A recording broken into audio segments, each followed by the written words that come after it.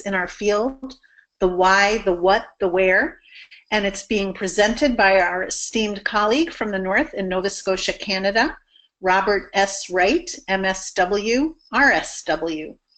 Today's webinar is a little different than usual. We're proud to announce that we're collaborating with MASOC and MATSA to bring you this webinar. And I'd like to tell you how that came about. Here at NERI Press, we have long identified the importance of training in our field on working with competence and humility with clients from a range of cultural, ethnic, and religious backgrounds, and with clients who are racially diverse. We planned this year's webinar series with this in mind, and we invited Robert Wright and Alejandro Leguizamo in January to present on this very topic. At the same time, the MASOC and MATSA Board of Directors had also decided to make cultural competence the theme of their upcoming 20th anniversary conference in April 2018. So they approached us to work with them in conducting webinars on cultural competence for our field in preparation for their conference. What a wonderful synchronicity it's been. And so NERI Press and Training Center and MASOC and MATSA are co-presenting today's webinar. I'll let today's host for MASOC, Joan Tabachnik, and most of you know she's also the former director of NERI Press and Training Center. I'll let Joan tell you more about all of this shortly. Before I turn things over to Joan, though, I want to take a moment to tell you about NERI Press. Our mission is to share cutting-edge research and best practices emerging in our field. For many years, we accomplished that mission only through book sales, but with changes in the last several years in the publishing and technology worlds, we've expanded our mission of knowledge dissemination through new means. Over the last 5 years, NERI Press has offered online courses, a free monthly research to practice newsletter, in-person trainings, and these webinars delivered by our internationally recognized authors and other experts in the field. Just out of curiosity, how many people have participated in a NERI Press webinar before? Tim, can you launch that poll, please?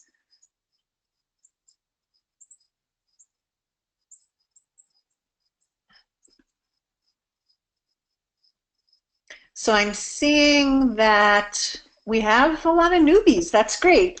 58% of folks have not attended a NERI webinar before. 42% have. 41%. 59% no. So more than half of you are new to the NERI webinar series. Welcome. We're very excited to have you. Okay, so let's go back to the slides. I'll talk more about this at the end, but if you find these webinars helpful, we do hope you'll consider becoming a sponsor of our webinar series. Not unlike NPR and other public services, it's your donations that help us make this series happen. So I'd like to suggest that you consider becoming a sponsor of this webinar series. Being a sponsor guarantees you a seat for every webinar in the series. And we will not only register you and 15 staff members of your organization for each webinar, but we can also offer you a gift of 2 NERI Press books. It's your support that allows us to continue to bring you these free resources. We so appreciate our communication with you. I want to tell you that that's one of the most important things to us at NERI Press and Training Center.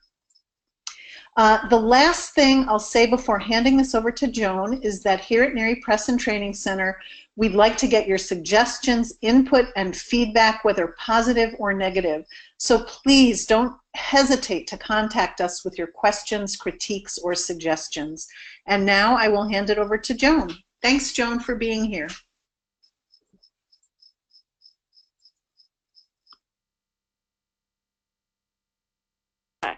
Hi, now can you hear me now? We can. I'm hoping so. Anyway, okay, thank you, Tim. So anyway, thank you so much to NERI and to NERI Press, particularly for for this partnership and this opportunity for MASOC and MATSA to focus attention on the topic of cultural competency when addressing young people who engage in or are victims of sexual harm, as well as adults. For those who don't know, MASOC is an organization, the professionals committed to stopping sexual abuse through the early and specialized intervention assessment and treatment and management in the lives of sexually abusive children and youth. This is also sponsored by MATSA, and MATSA is a chapter of a national organization called ATSA, which is the Association for the Treatment of Sexual Abusers. And why are we just focusing on this today and on this topic? And just as Lisa mentioned, the theme for our 2018 MASOC MATSA conference is in Marlborough, Massachusetts, and it's threading this theme through our entire conference. And you can see from our the website on the screen. If you want to find out more information, you can go to either of those websites. And we also hope that you will consider presenting at our conference. We have our call for presenters out right now, which is due on October 15th. And as you may know, that there's a wealth of literature indicating that when general mental health treatment is culturally competent or tailored to the cultural specific needs of the individual and families, the result is a better treatment outcome. And this is no less true for the case of specialized mental health treatment services, such as those aimed at addressing harmful sexual behaviors. Effectively treating and managing risk while also focusing on rehabilitation in the context of strength-based approaches are routinely highlighted as top priorities. And is our position that the effective treatment of harmful sexual behaviors must be both research-based as well as culturally competent. So in this 1 hour webinar, which we are going to blast through with Robert, that we are introducing the foundations, the foundational elements of cultural competency. And Tina Adams was the first person from MASOC to reach out to Robert, and but she's unable to be here, so I have the distinct pleasure and privilege of introducing Mr. Robert Wright as our presenter to share his expertise in this area. And Mr. Wright comes with a wealth of knowledge and experience.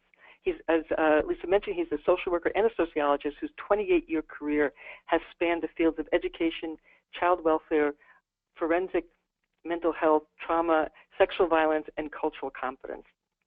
He has served in notable roles in those sectors in Nova Scotia.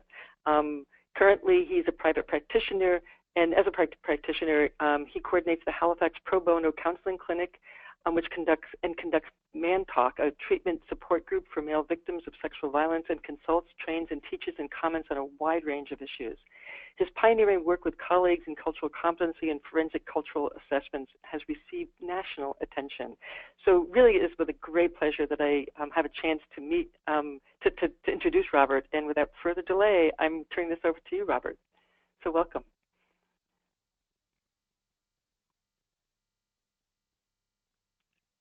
And Robert, if you're speaking, you may want to hit the unmute so that we can hear you. No, I think I'm unmuted now. Yes, I can hear you. It's beautiful. Thank you.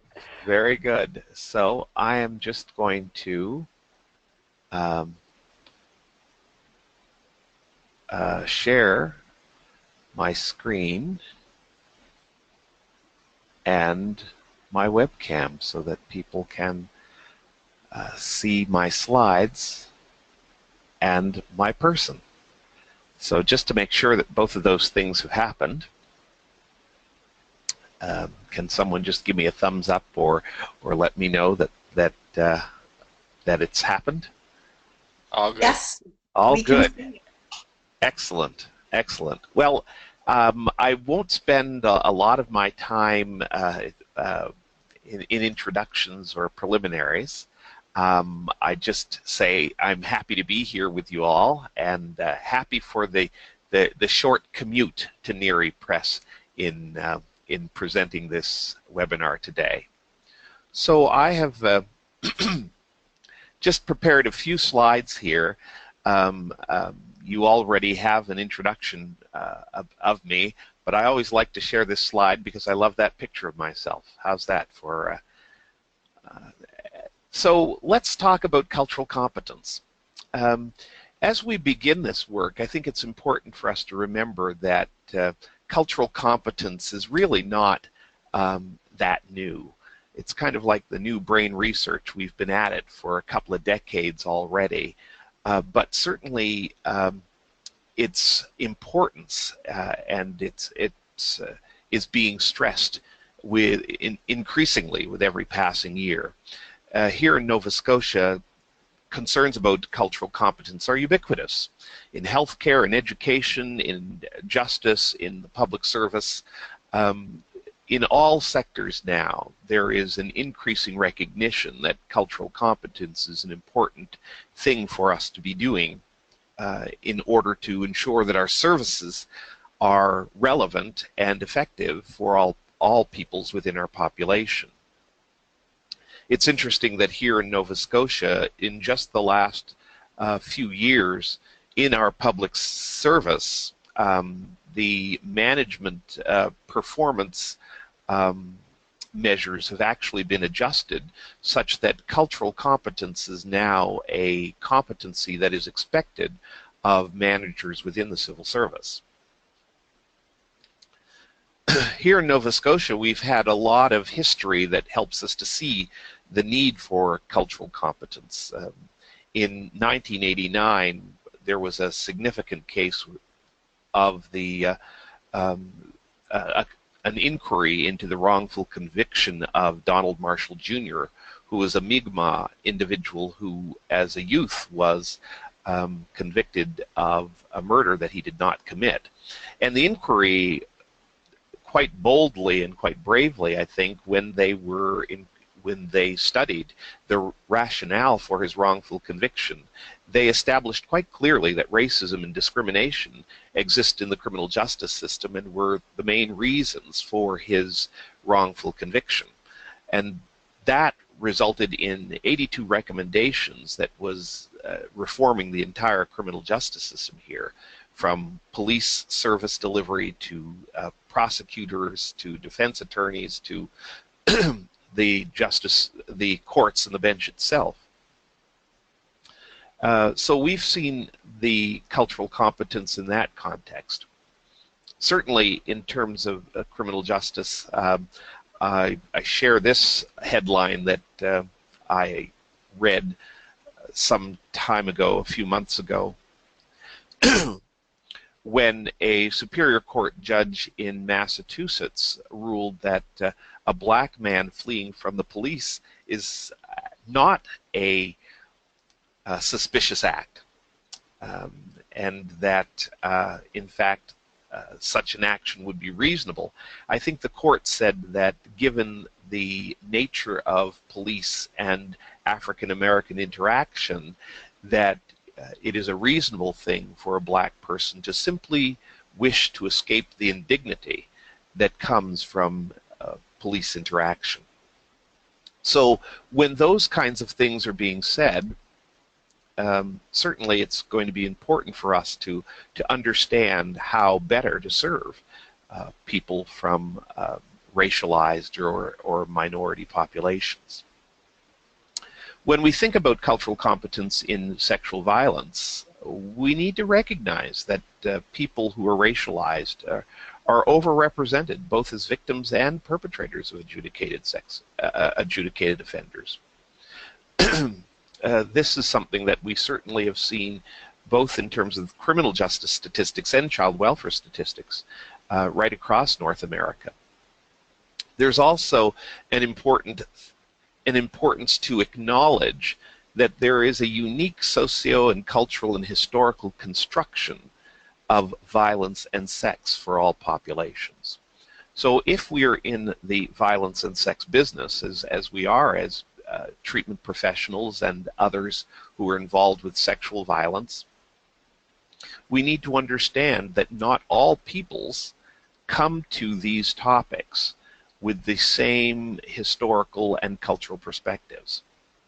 And then, of course, there's a need for competence and service delivery for our clients. Just some more thoughts on that topic in terms of cultural competence. One of the things I do like to say is that we're not involved in thinking about cultural competence because North America is increasingly diverse. North America, since early colonial times, has always been diverse. Aboriginal peoples here, of course, were in North America before European arrivals, but when the Europeans came, they came with tremendous diversity. And so our concern about cultural competence at this particular time is more related to the fact that racialized Aboriginal and immigrant, I say Canadians, but North Americans, are beginning to gain space in society. And they're demanding respect and competent engagement. So these are some of the reasons why we want to spend some time thinking about cultural competence.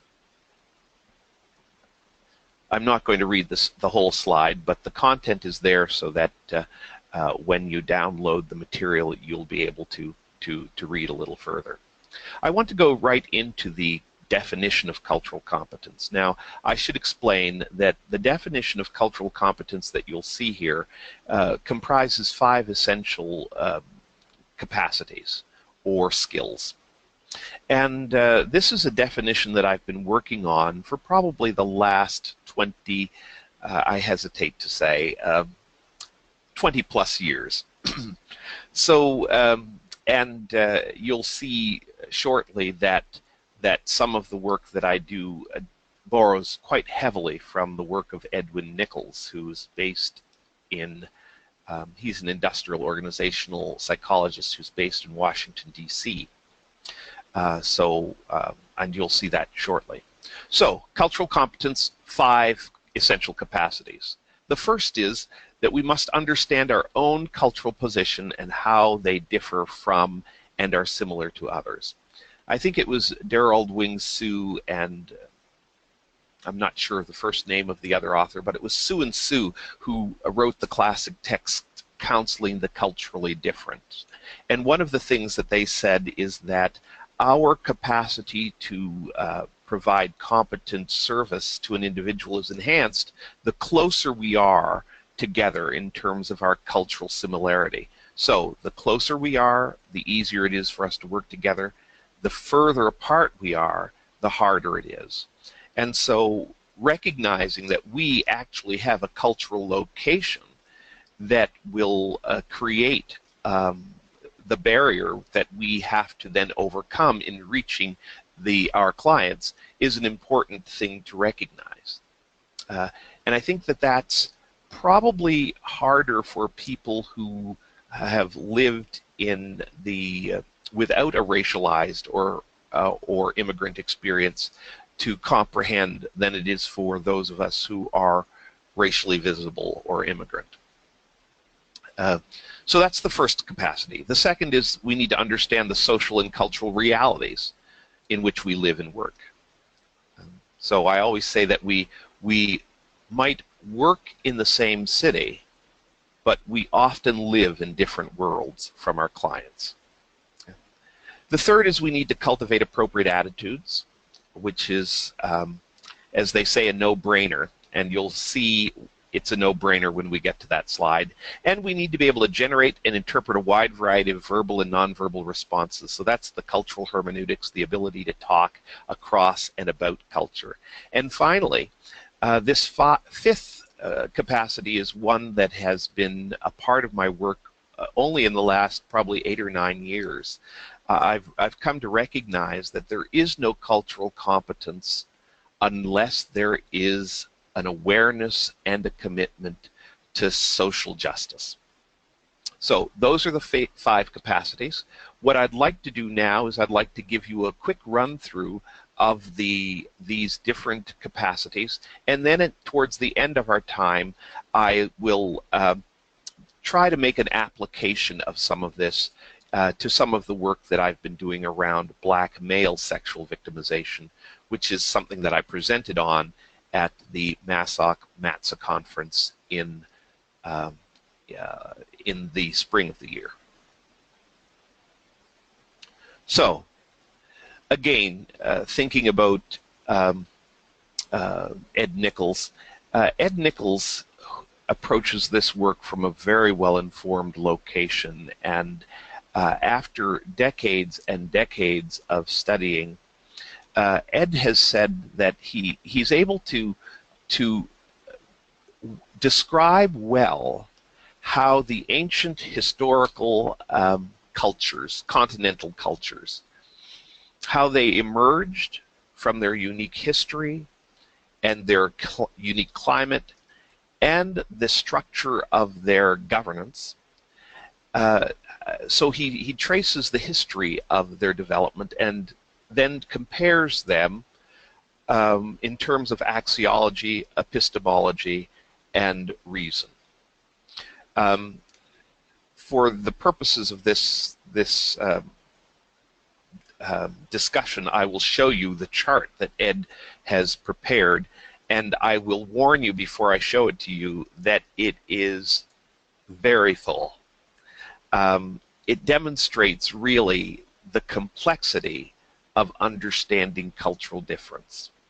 Yeah. Just to put your mind at ease, I always confess that I have been working with this material since 1988, and I have a thorough and competent grasp of about 2/3 of it. So just in case you think that cultural competence is way over your head, be comforted. It's over all of our heads. The goal is really to increase our cultural competence. None of us are going to cross a finish line and be culturally competent.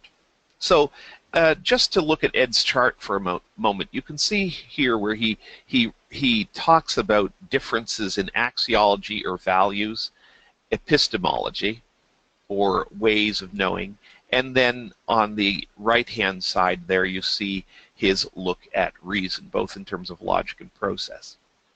I won't go through this too closely because it's just too much content, but if you just focus on the idea of values, the premise here is that different people have different values, and that ethnoculturally speaking, the values that we have may very well be shaped by our ethnocultural location and may have resonances of our ancient and historical cultural origin.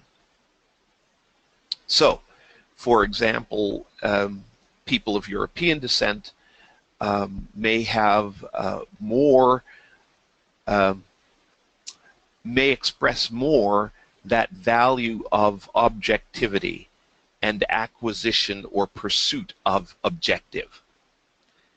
Whereas, for example, African or African American peoples may have a much higher member orientation, where relationship is a higher value. Now, not to pigeonhole all white people and all black people into these separate locations, but it does have an expression that these cultural differences do have expressions in education, for example, where we're always talking about the difference between high context learners, or learners for whom relationship is significant, and low context learners, those for whom relationship is less important. And how one delivers curriculum and how students engage is different among those two different types of learners. And as we've come to see, that learning style is influenced by our ethnocultural backgrounds. So, to move on, we also need to understand something about the social, cultural, and historical context. And I always say that North American diversity is fraught with our complicated and tragic history. We can think of the enslavement of Africans, the attempted genocide of First Nations, and the global strife that results in transglobal immigration.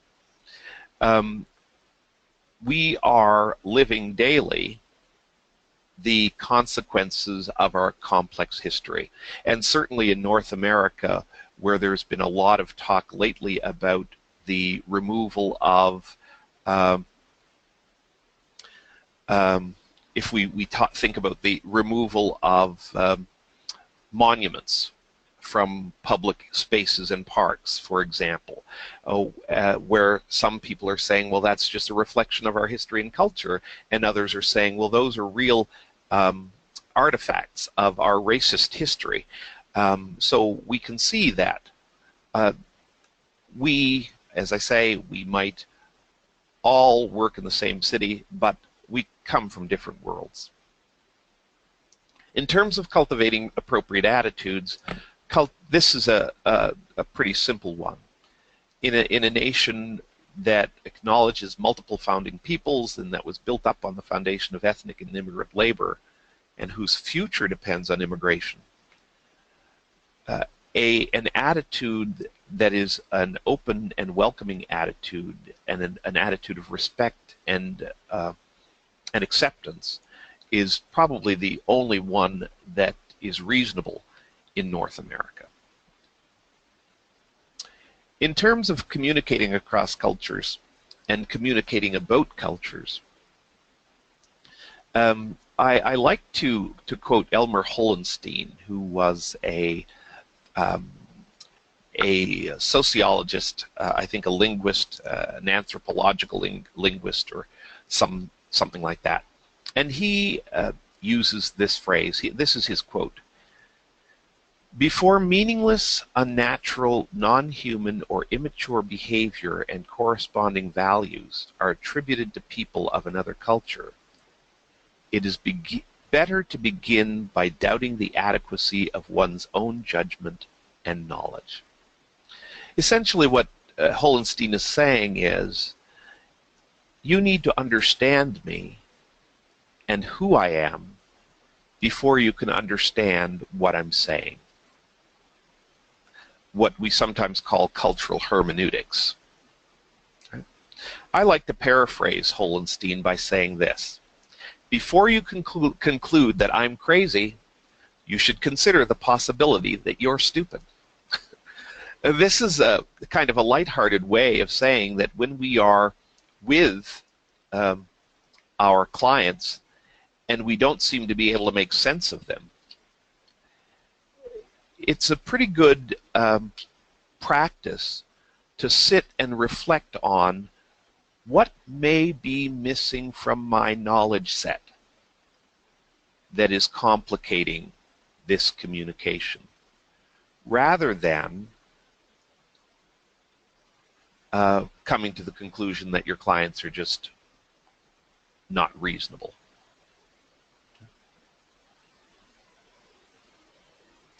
The final part of the definition that I use is around the need to understand structural oppression. It is true that we live in different cultural realities, and that sometimes our cultural location influences the way we seek help and the kinds of things that need to be done in order to help us. But I think the jury is out on the fact that most health inequities among different peoples in North America are directly attributable to historical and continuing racism and oppression. So though cultural difference might explain some complications in communication, it's the structural oppression that really contributes to the health inequities. And so the practitioner who would be culturally competent must have an understanding of structural oppression, and I believe in order to be engaging and authentic with a diversity of clients, must demonstrate a project or program of active participation in the work to address and redress that social oppression. In other words, every practitioner must be an activist.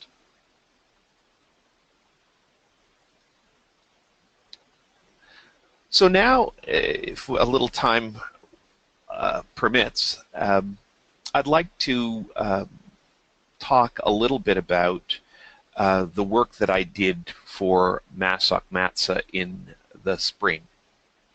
So this is just a way of thinking about how do we apply cultural competence when it comes to our service delivery to clients.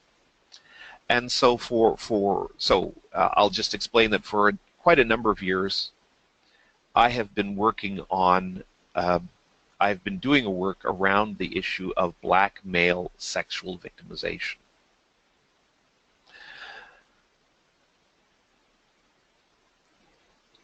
The work begins as I approach that population.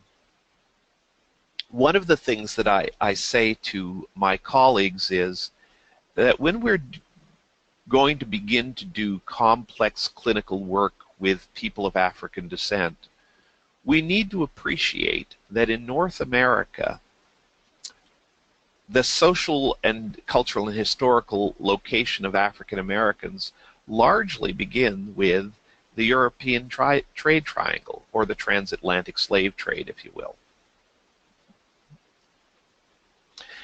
And that some of the things that continue to exist in the experience of people of African descent has its origins in that history. And when we think of black male sexual victimization, there are some things that we perhaps overlook or aren't quite informed about related to the experience of black men who were enslaved.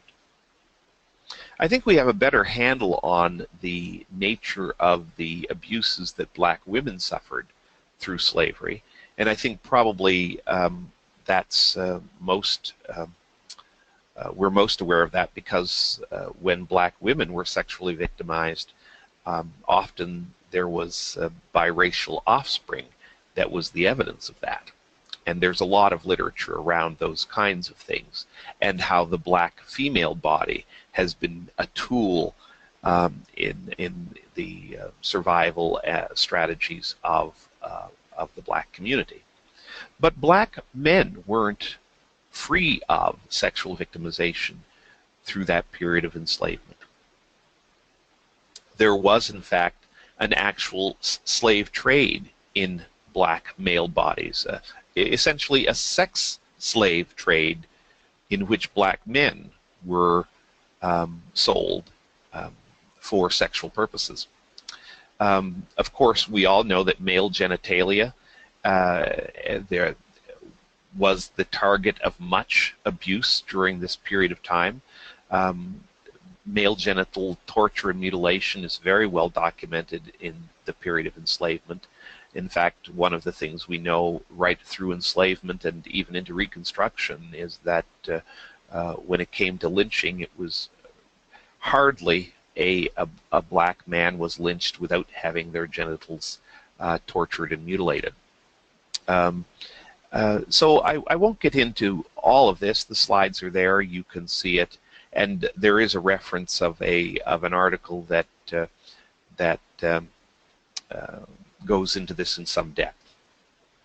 So again, just thinking back about our cultural competence and understanding of the sociocultural and historical location of persons is important.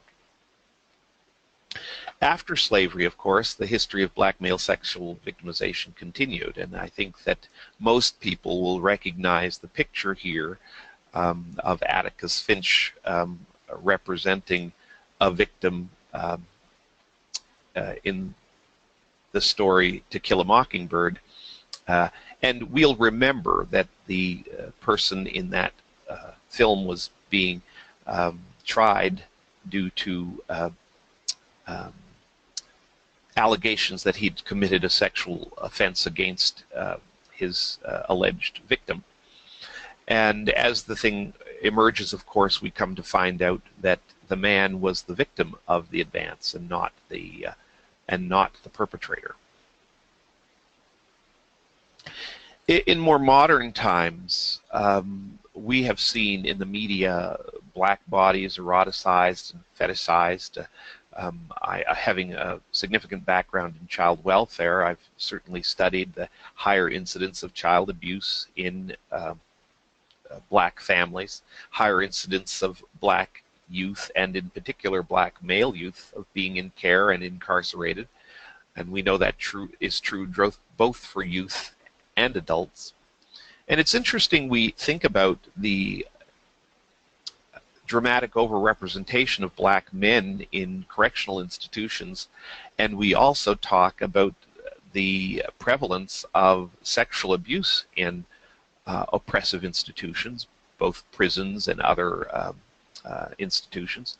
But we never think about then black male sexual victimization. I also talk a little bit about the hip-hop framing of male sexuality, and although we won't do it here in this webinar, I've left in the slides a link to a YouTube video in which that is a documentary on the life of this, the person depicted here is Lil Wayne, or I guess it's technically Lil, L-I-L Wayne, who is a hip-hop rap artist. Lil Wayne was sexually abused when he was 12 years old, and he tells the story of how he was in the home of his mentor in the rap business, and how as a 12-year-old young man traveling with men in that circle, he was sexually assaulted in the presence of a room full of adults, when those adults told a 15-year-old girl in the room to perform oral sex on him. And he's telling this story to his own child musical protege, suggesting to that child that it's time for him to be sexually active. Again, these abuses aren't even described, although Lil Wayne will say that he acknowledges he was raped. He also says how he enjoyed that experience. So if we think about cultural competence and we think about applying cultural competence to particular populations, then I would just encourage you to incorporate cultural competence into your practice. And so I've just left this final slide here in terms of how do we incorporate cultural competence into our presentations, into our teaching, into our work. Well, the first thing I suggest to people is just ask about sociocultural and ethnocultural location. As a therapist, on my intake form, I ask, how do you identify in terms of race, ethnicity, and culture?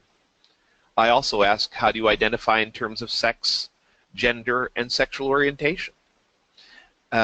These are questions that are just a part of the dialogue that I have with my clients.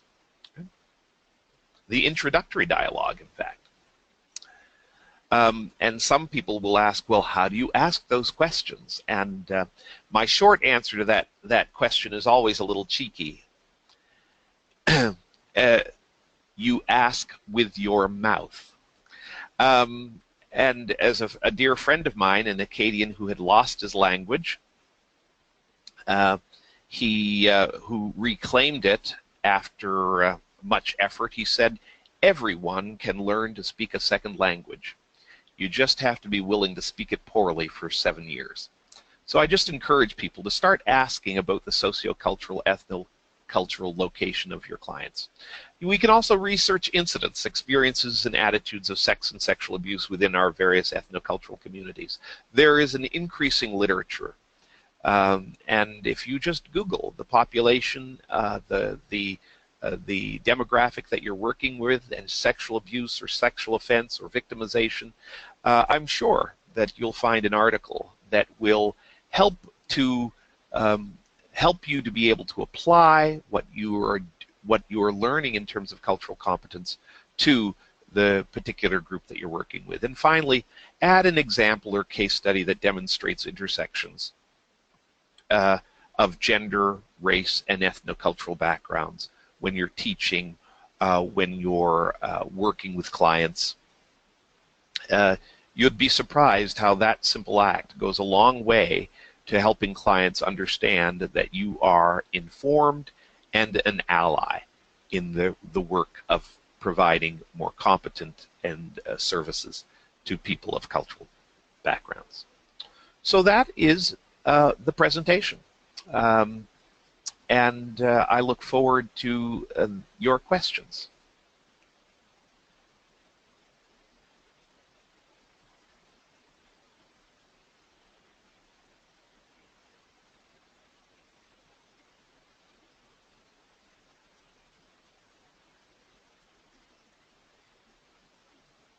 Now I guess we're just waiting for Joan to join us for Q&A.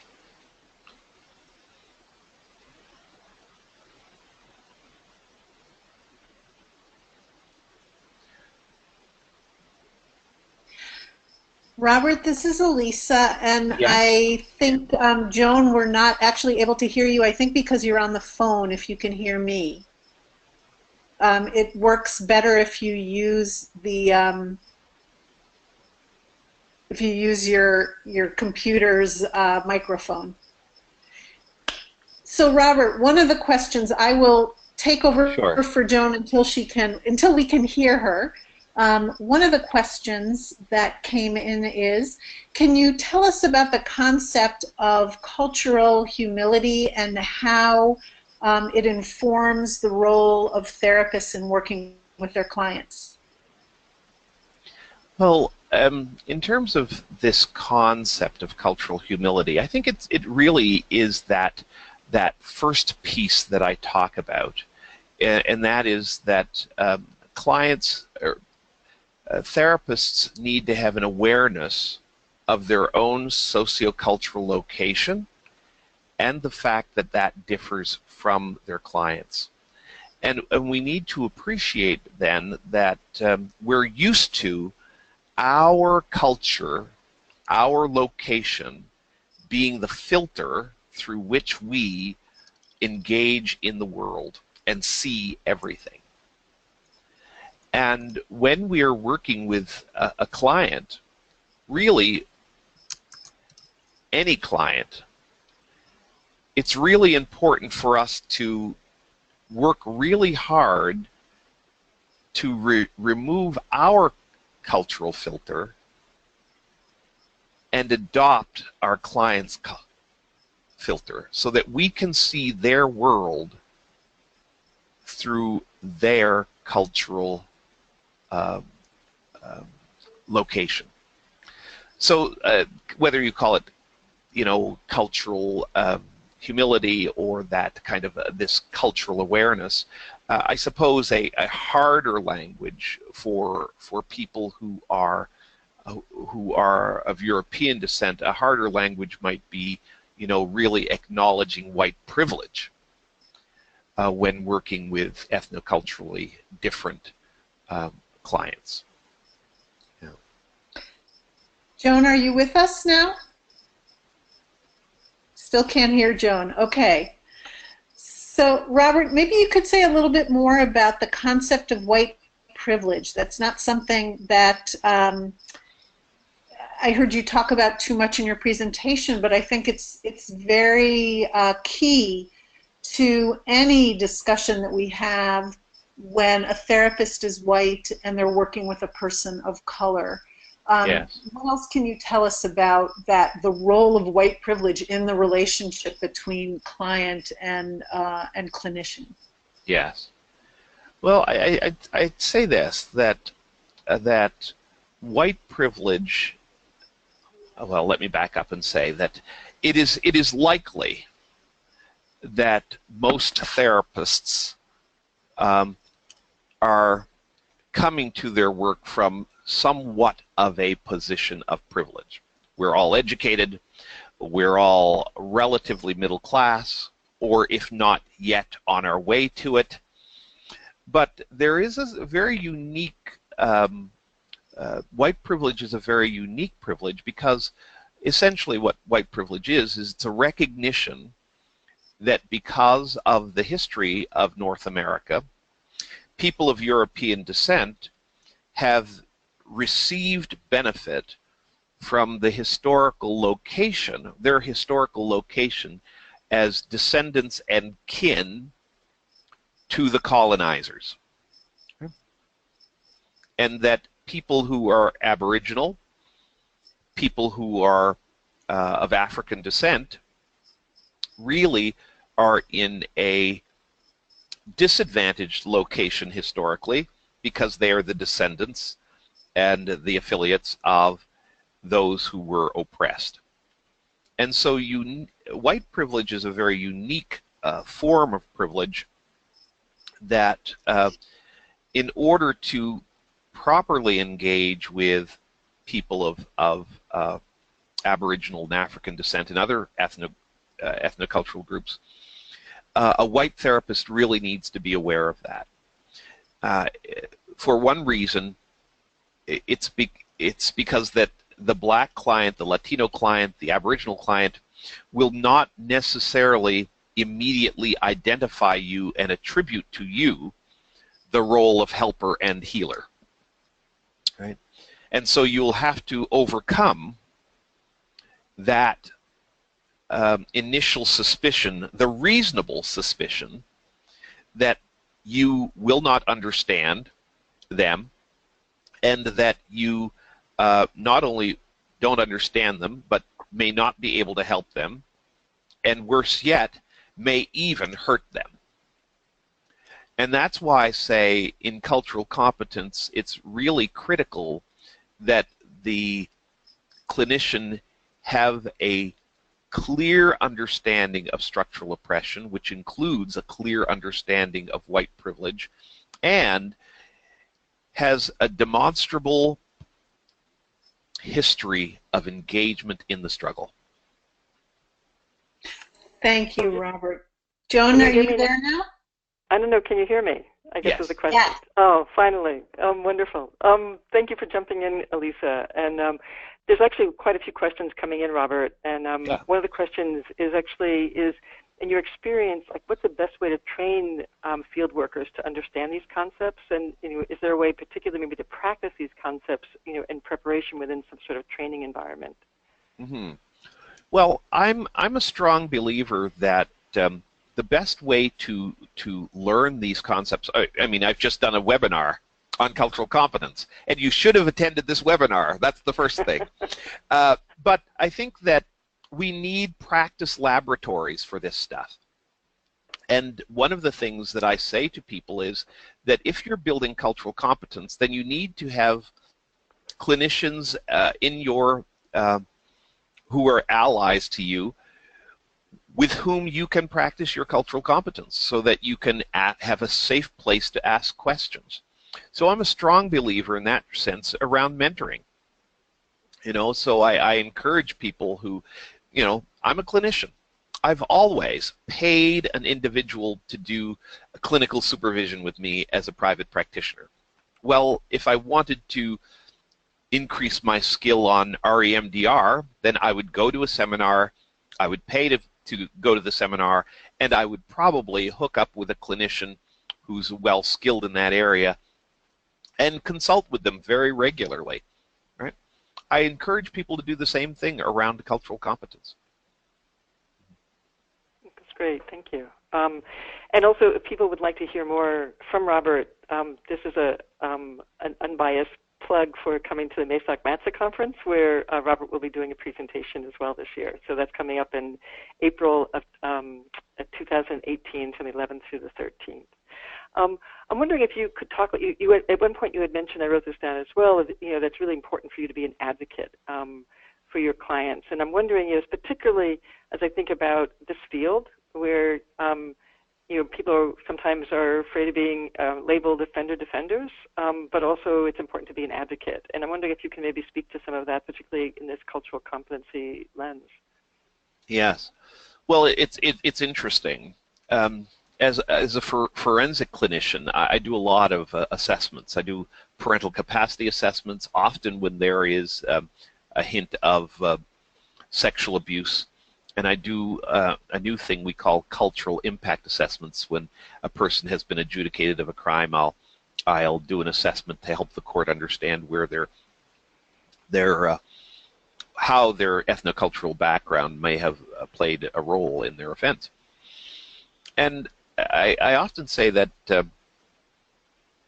one of the things that clinicians are often afraid of is they're often afraid of being too much of an activist, such that they will be perceived by the courts that they testify in front of as somehow biased.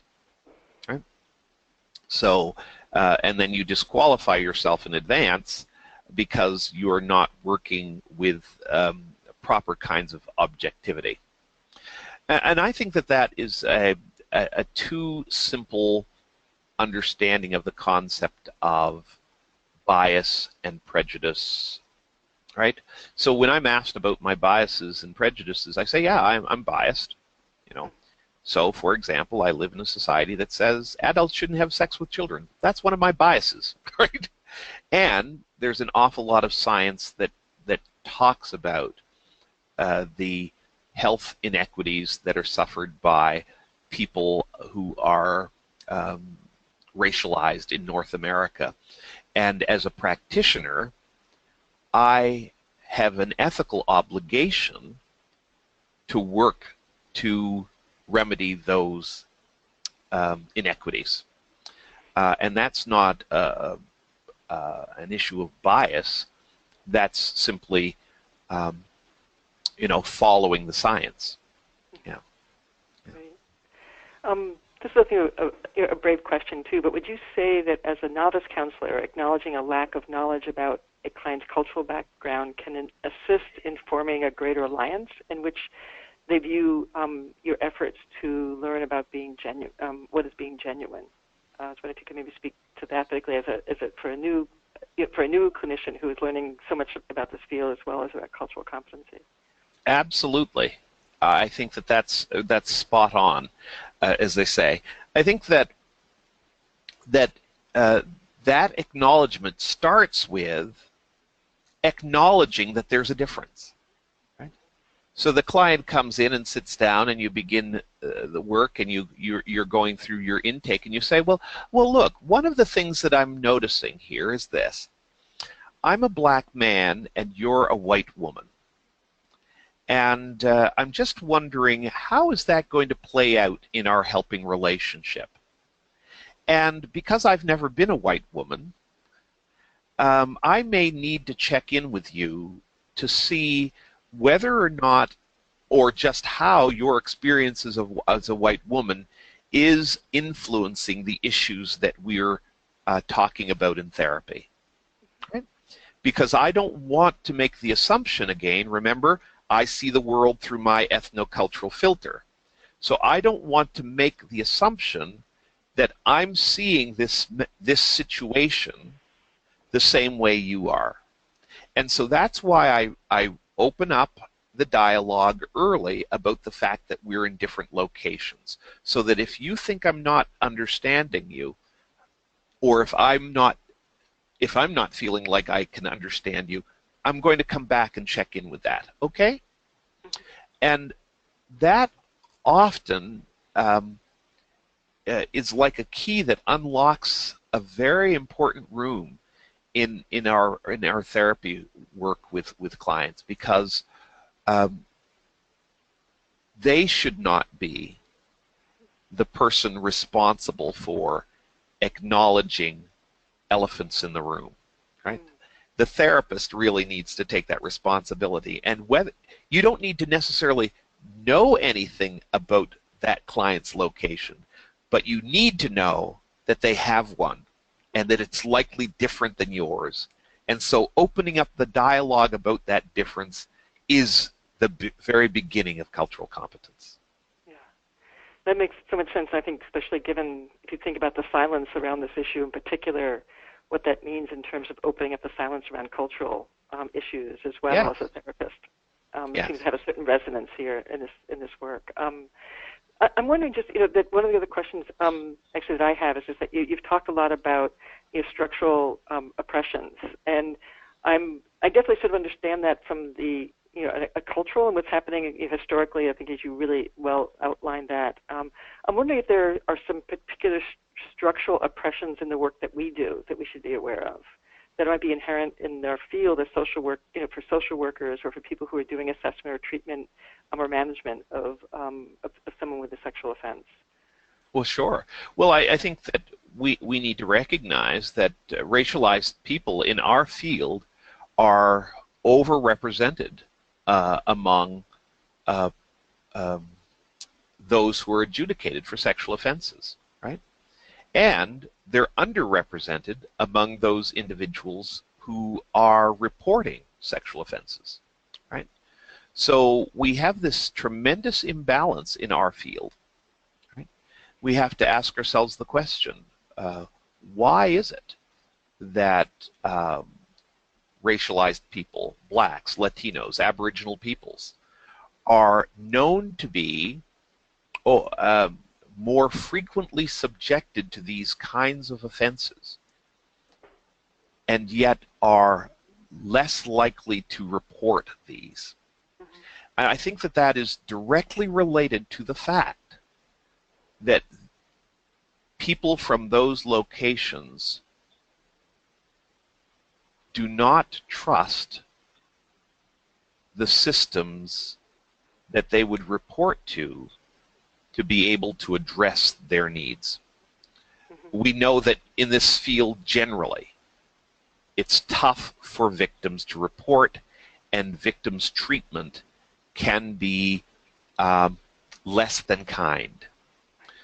All the more so when the victim is a racialized or Aboriginal person, right? So I think we need to recognize that. We also need to recognize that racialized people are dramatically overrepresented among those who are adjudicated for these crimes, sex crimes that we you know, that is the cornerstone of our work, and that's true both in terms of adolescents as well as adults. Thank you. Yeah. Yeah, and I think I know that because of time, I wanted to have a chance to both thank you, but also turn this back over to Elisa, and so she can do some closing. But Robert, this has been incredibly wonderful, and I know there's a few questions we have not been able to answer, so I would just encourage people who have other questions. You see Robert's contact information up there, so please, email, or you can contact Neri Press. And I encourage you all to think about attending the MESAC-MATSA conference and learn more about these important issues. Yes. Thank you so much, Robert. You're very welcome. It was a very short time, but I hope people found it was useful. Yeah. Now back over to you, Elisa. And hopefully, Elisa, you're unmuted as well. Yes, thank you, Joan. Great.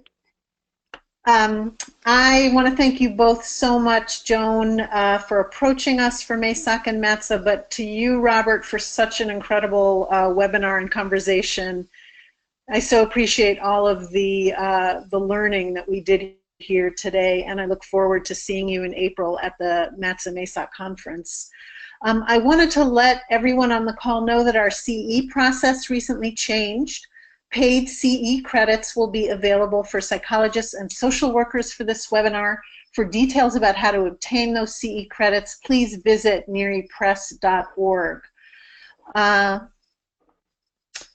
I also wanted to remind you all that Neri Press and Training Center also publishes a free monthly newsletter in which we discuss a new or controversial journal article or research paper and examine its implications for clinicians and the field.